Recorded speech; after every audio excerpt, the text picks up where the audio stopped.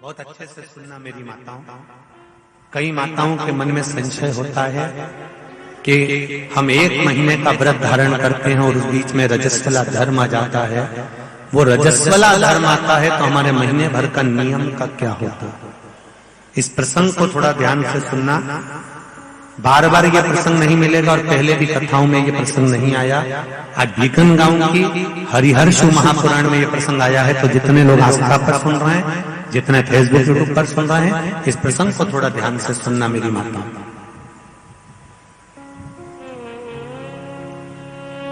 बहू ने अपने ससुर से कहा, पिताजी मैं कार्तिक के महीने के स्नान का नियम तो ले लेती हूँ। मैं कार्तिक के महीने, कोई माता कार्तिक के स्नान का नियम लेती है, कोई माघ महीने का स्नान का नियम लेती है, कोई चैत्र महीने के स्नान का नियम लेती हैं, कोई फागुन का लेती हैं, कोई बैसाख महीने के स्नान का नियम लेती हैं। कई माताओं की आदत रहती है, कई पुरुषों की आदत रहती है कि मैं 1 महीने तक कार्तिक का स्नान करूंगी। पर वो कार्तिक के स्नान में कुछ दिन ऐसे आ जाते हैं कि उसमें रजस्वला धर्म आ जाता है। अब वो रजो धर्म आ गया, रजस्वला धर्म आ गया, तो उस बीच में उसका नियम पूरा हुआ कि नहीं हुआ?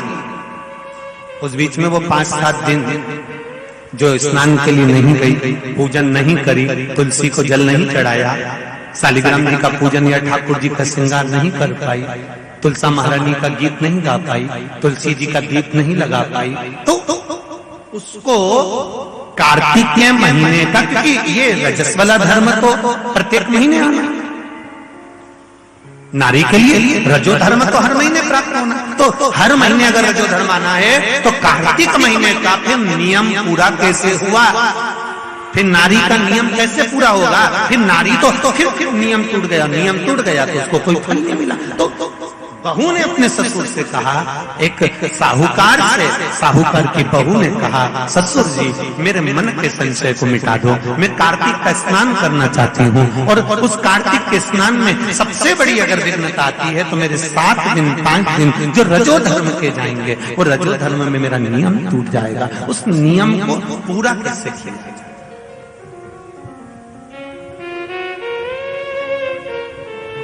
वो नियम पूरा कैसे होगा?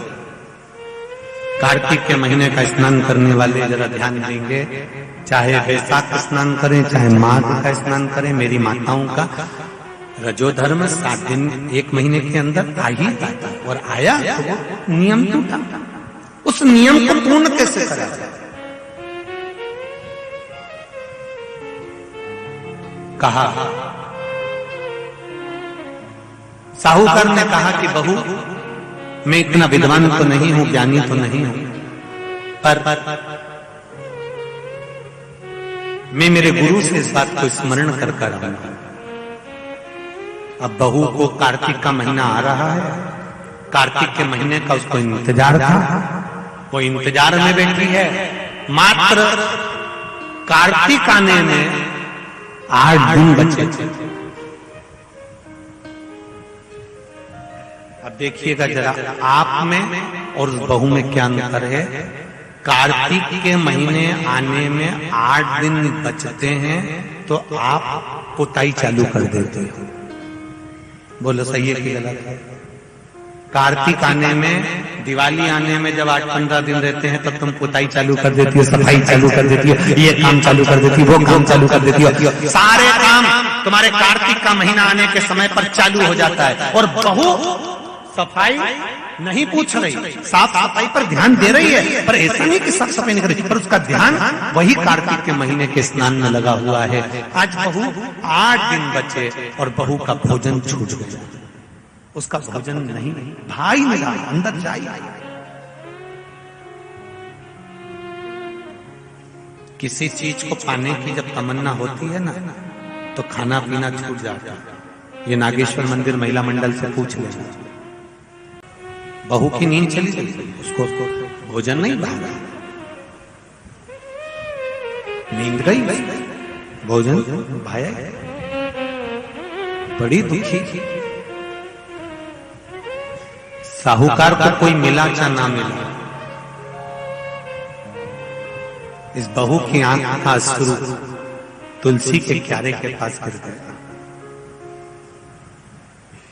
तुलसी के क्यारे के पास आंसू गिरा, अश्रु गिरा। महाराज अब बहू की आंख का अश्रु झलका, तुलसा महारानी की कुछ कृपा, देवर्षि नारद ने एक साधु का रूप धारण कर, साधु का रूप धारण करता देवर्षि नारद जिस मार्ग से साहूकार जा रहा था उसी मार्ग पर एक वृक्ष के नीचे जाकर बैठ गए। वृक्ष के नीचे बैठे और बैठते ही साहूकार ने देखा कि बहुत पहुंचे हुए बाबा लग रहे हैं, चंदन का तिलक लगा है, कंधे पर यज्ञोपवीत पड़ा हुआ है, बड़ी बड़ी जटा जूट है, मुख पर कुछ तेज पुंज है, बड़ा प्रकाश दिख रहा है। रुद्राक्ष की गले में माला पड़ी हुई है, हाथ में तुलसी की माला धरी हुई है। और साहूकार ने जाकर हाथ जोड़कर निवेदन करा, बाबा जी, ओ बाबा जी, मेरे मन के संशय को मिटा दीजिए। बाबा जी ने पूछा, क्या बात है बाबा? साहूकार जी बोले, मेरे बहू के मन का संशय है। नारी जब कार्तिक के महीने का स्नान करती है, या माघ महीने का स्नान करती है, या वैशाख महीने का स्नान करती है, या चैत्र महीने का स्नान करती है, नारी जब पूर्ण एक महीने का स्नान करती है तो बीच में जो रजस्वला धर्म आ जाता है, नारी 5 दिन 7 दिन जो काम नहीं कर पाती है, वो रजो धर्म के समय पर, रजस्वला धर्म के समय पर उसका 1 महीने का नियम खंडित हो जाता है। तो वो खंडित हुआ नियम पूर्ण कैसे हो, उसका वर्णन आप मुझे बता दीजिए। वो नियम मुझे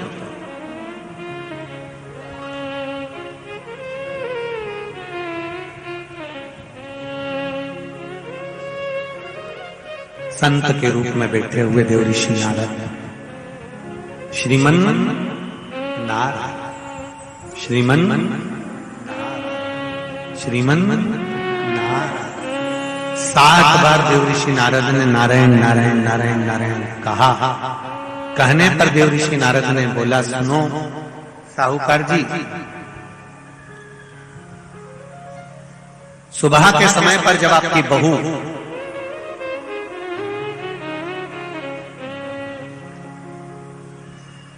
मंदिर की ओर जाए तो उसको इस मार्ग की ओर लेकर आना। मैं आपको ज्ञान उपदेश दूंगा और वो ज्ञान उपदेश आप बहू को श्रेष्ठ दे पाए ना दे पाए, वो बहू सम्मुख में बैठकर सुनेगी तो उसको प्राप्त होगा। ये देखो वही कथा आ गई। आप खाओगे आपका पेट भराएगा, आप सुनोगे आपका कल्याण होगा।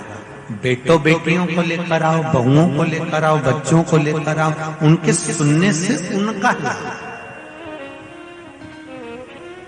उनका लाभ। साहूकार घर गए, बहू से कहा, बेटा एक संत अपने गांव में आए हुए हैं और वृक्ष के नीचे बैठे हुए हैं, चलो आप चलकर उनसे अपने प्रश्न को कर लो।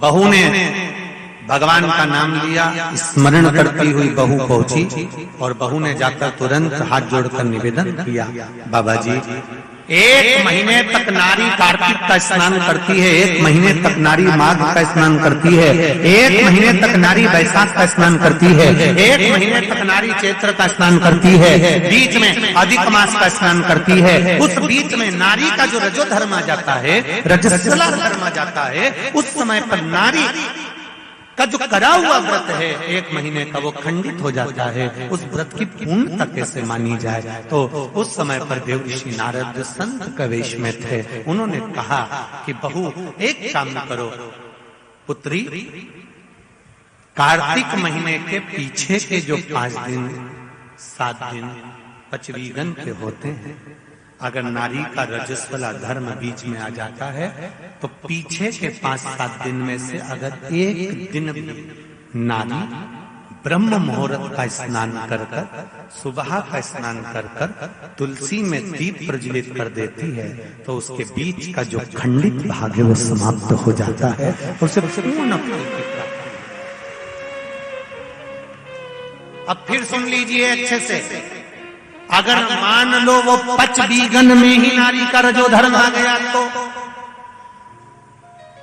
बहुत बहुत ध्यान से सुनना। ये कथा हरिहर शिव महापुराण की कथा जो भीकन गांव वालों को मिली है, संपूर्ण विश्व के कल्याण के लिए बहुत ध्यान देना। हर नारी का प्रश्न है, प्रत्येक नारी के प्रश्न ये सम्मुख में रहता है। मान लो आपने कहा कि रजो धर्म आ गया मध्य में तो आप पीछे के 5 दिन स्नान करो। वो 5 दिन में अगर रजो धर्म आ गया फिर शिव महापुराण की कथा कहती है, घर में रहने वाली कोई कुंवारी कन्या, घर में रहने वाला कोई पुत्र, घर में रहने वाला पति, घर में रहने वाली सास, घर में रहने वाली कोई सौभाग्यवती नारी, जेठानी,